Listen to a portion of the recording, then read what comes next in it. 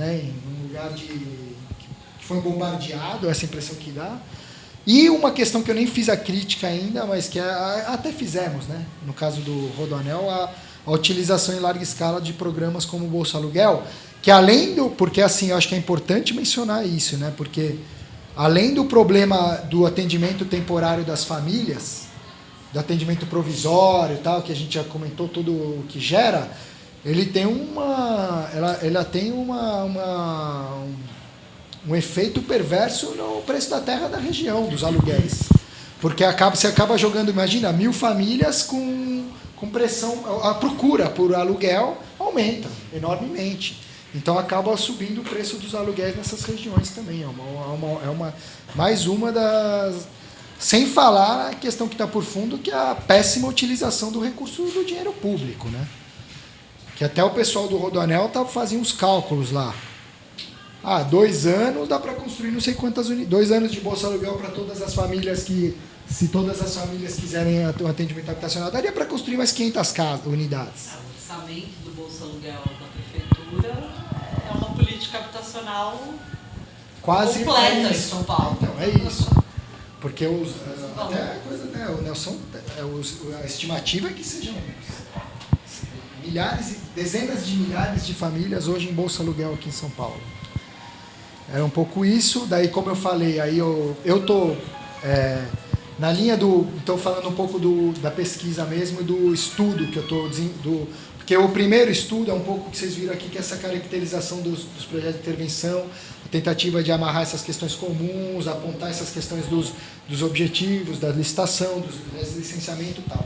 E o segundo que a gente está elaborando agora, está em fase, já vamos tentar terminar esse mês que vem, é um pouco as partes mais jurídicas mesmo. A gente botou peso em algumas coisas que a gente achava que fazia sentido.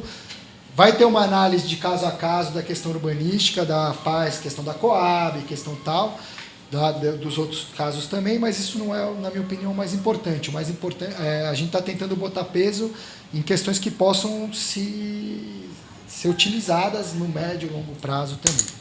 Então, acho que eu estou fazendo uma defesa robusta mesmo, jurídica, visitando as teorias da posse, Savigny, Ehring, a questão bem jurídica, da teoria do direito, para fazer uma defesa, porque senão vão falar, não que eu ache importante isso, sinceramente, mas senão vão falar que não tinha isso, e você sabe que no mundo do jurídico dá para desqualificar. Então, a gente está fazendo uma coisa bem fundamentada, vindo desde lá das teorias da posse, dos direitos fundamentais, Estatuto da Cidade, Código Civil e jurisprudência para a defesa da função social da posse.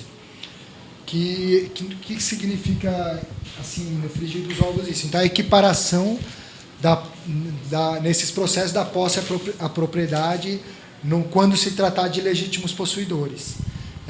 Já tem jurisprudência no Brasil, por conta da questão do próprio Código Civil do Estatuto da Cidade, algumas jurisprudências esparsas, decisões judiciais, né, para quem não sabe o que é jurisprudência, que apontam para uma qualificação da posse social, que já faz essa diferenciação.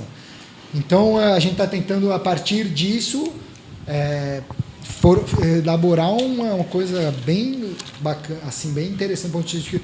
E como eu já fiz isso já está na ação do Rodoanel, já está na ação civil pública do Rodoanel. Boa parte dessa defesa, eu ainda vou aperfeiçoar tal, para finalização, mas já está na ação do Rodoanel, então vamos ver isso. E assim, não é que hoje a gente vai conseguir e tal, mas... como eu falei no início, né, essa é uma análise mais na luta do campo institucional mesmo. Então, eu fiz propostas para o plano diretor de São Paulo agora, que ainda não entraram na minuta que foi para a Câmara, de inclusão da função social da posse como um dos princípios da política urbana do plano diretor de São Paulo.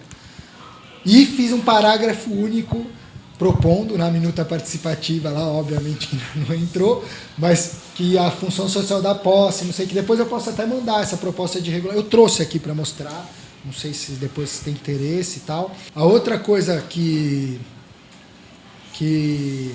tá falando um pouco, que eu já tentei fazer aqui, mas aqui em São Paulo, né? E vou continuar tentando fazer na Câmara. A gente Teve essa semana uma reunião do Fórum Suprapartidário para debater lá, e eu fiz uma intervenção sobre a questão da gestão democrática, e alguns vereadores já se interessaram em tentar propor as emendas, essas emendas mais ligadas a essas questões que eu estou falando aqui.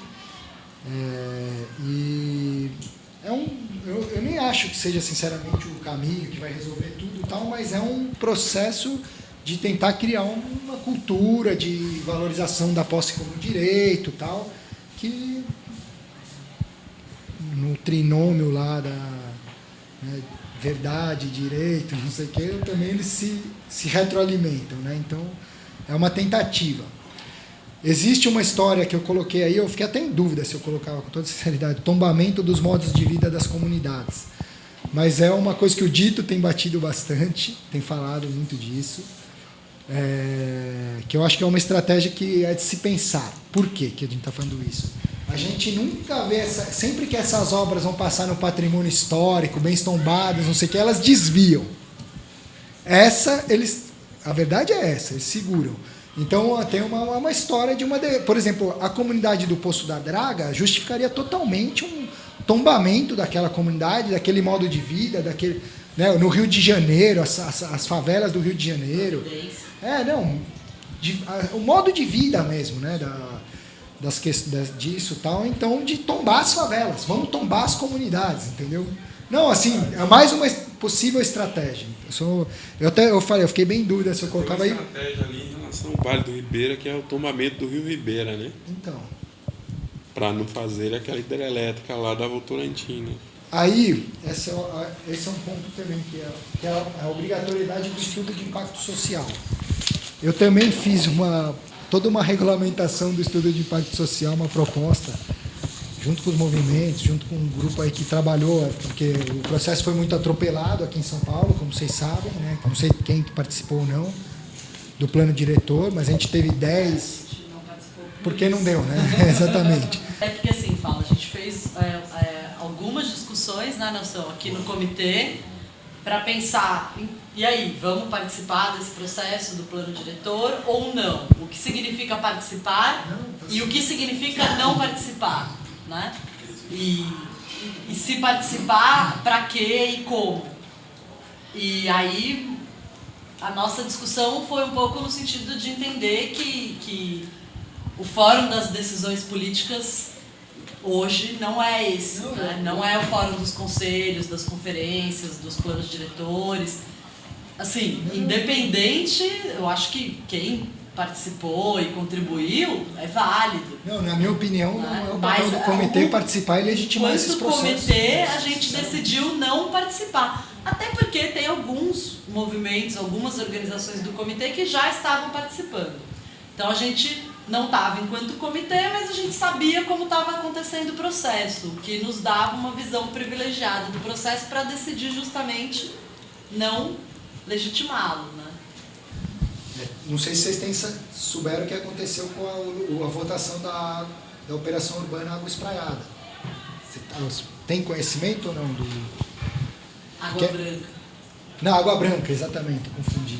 Da Operação Urbana Água Branca. Não sei se vocês chegaram, porque não teve nem reunião do comitê ainda, mas é uma coisa que é um péssimo agouro para o que vem para o plano diretor aí, porque, não sei, eu vou comentar bem brevemente, mas só um projeto de lei da Operação Urbana Água Branca foi discutido 3 anos e meio com a população, com plenárias, assembleias, com massa lotada, 1.000 pessoas, não sei o quê.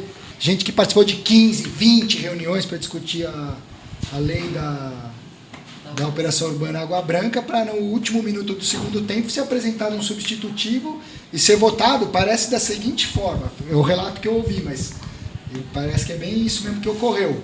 Tinham 34 emendas,